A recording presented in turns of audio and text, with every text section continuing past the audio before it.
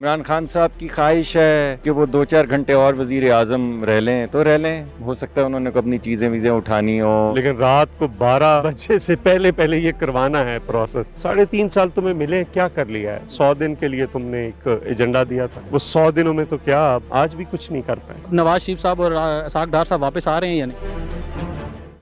Urdu point की videos देखने के लिए हमारा चैनल सब्सक्राइब कीजिए और बेल के आइकन पर क्लिक कीजिए ताकि आप हमारी तमाम आने वाली वीडियोस से बाखबर रह सकें।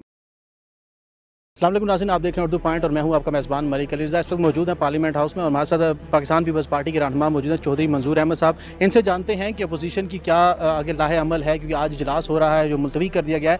आगे अपोजिशन क्या करने जा रहे हैं, पीपल्स पार्टी जो है अपने इत्तेहादियों के साथ कहाँ तक खड़ी है। सर, सबसे पहले तो बताएँ, आज इजलास हो रहा है जो कि मुलतवी कर दिया गया है, और ये बताएँ कि पाकिस्तान पीपल्स पार्टी जो PDM का हिस्सा है, ये अगला लाहे अमल क्या होगा इनका?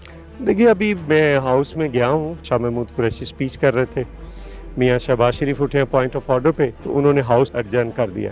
लेकिन ये एक बाइंडिंग है कोर्ट की तरफ से जो आज उन्होंने कितना कर लेंगे, लेकिन रात को 12 बजे से पहले ये करवाना है प्रोसेस, वरना स्पीकर साहब कंटेम्प्ट ऑफ कोर्ट के लिए तैयार रहे, और वो भी सुप्रीम कोर्ट की कंटेम्प्ट ऑफ कोर्ट। तो मैं समझता हूँ कि इसके सिवा कोई रास्ता नहीं है। मुल्क इस वक्त बहुत खौफनाक बहरान में है और मज़ीद बहरान में वो दाखिल करता चला जा रहा है। तो उनकी कोशिश यही है कि बहरान दर बहरान इस मुल्क को आज डॉलर का देखें, हर चीज़ देखें कहाँ पे खड़ी है, लेकिन उसको सिर्फ अपनी ज़ात के साथ है, इस मुल्क के लोगों के साथ नहीं है। महंगाई का देखें, बेरोज़गारी का देखें। 3.5 साल तुम्हें मिले, क्या कर लिया है? 100 दिन के लिए तुमने एक एजेंडा दिया था, वो 100 दिनों में तो क्या आज भी कुछ नहीं कर पाए। अच्छा सर, पाकिस्तान पीपल्स पार्टी जो कि काफ़ी मुतहरिक रही है तहरीक अदम एतमाद में भी, और इस वक्त PDM का भी हिस्सा है, पाकिस्तान तहरीक इंसाफ के साथ जो कल बयान भी आया है कि हम इनके साथ हाथ मिला सकते हैं, लेकिन ये नहीं कि हम मुंह नहीं मोड़ सकते, तो इस हवाले से पीपल्स पार्टी की क्या पॉलिसी समझते हैं आप? नहीं, मेरा ख्याल है हम इस वक्त PDM का तो हिस्सा नहीं है, मतलब अपोजिशन का। और मेन जो आज काम किया है इस नो कॉन्फिडेंस, वो पीपल्स पार्टी नहीं किया है। सारी पार्टियों के साथ राब्ते, MKM से ले लें, बाप पार्टी से ले लें, आज़ाद जो मिलाए हैं उनको देख लें, तो ये सारा पाकिस्तान पीपल्स पार्टी ने और आसिफ अली जरदारी साहब ने ख़ास तौर पर किया है। तो जो चेयरमैन साहब ने कहा है, वो उनका मतलब ये है कि हम कोई इंतकाम की सियासत पे यकीन नहीं रखते। अगर कोई आप बेहतरी के लिए चलना चाहते हैं, हमने तो उस वक्त भी कहा था, तो आए, हम आपके साथ चलने के लिए तैयार हैं। लेकिन अगर आपने यही करना है, आइन के ख़िलाफ़ और कानून के ख़िलाफ़ और अपनी ज़ात के लिए करना है, तो पाकिस्तान पीपल्स पार्टी उसके ख़िलाफ़ मज़ामत के लिए भी तैयार है। अच्छा सर, जो अभी आपने कहा कि पाकिस्तान पीपल्स पार्टी PDM का हिस्सा नहीं है, तो अगला लाहे अमल इस आज के इजलास के बाद अगर वज़ीर आज़म मुंतखब होते हैं शहबाज शरीफ साहब, तो अगला लाहे अमल पाकिस्तान पीपल्स पार्टी का क्या होने जा रहा है? फ़िलहाल फोकस आज के दिन पे है। सर, इससे आगे आप क्या सोचते हैं, क्या होगा? नहीं, फिर आज हो जाएगा, और उसके बाद फिर अभी स्पीकर, डिप्टी स्पीकर और बाकी जो सारे हैं वो होंगे। नो कॉन्फिडेंस आज। सर, जरदारी साहब ने तो वज़ीर आज़म शहबाज शरीफ को बना दिया है, पाकिस्तान पीपल्स पार्टी के पास कौन से ओहदे हों? नहीं, ये अभी फैसला नहीं किया, हम ज्वाइन कर रहे हैं या नहीं कर रहे हैं, ये अभी फैसला नहीं किया। जी अदम एतमाद तो अब कामयाब ना होने का कोई चारा नहीं रह गया, कोई तरीक़ाकार नहीं रह गया।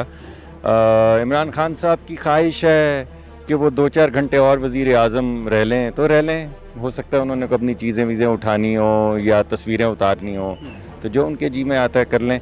मुल्क का आइन है, कानून है, सुप्रीम कोर्ट का हुक्म है, उसके मुताबिक चलना होगा।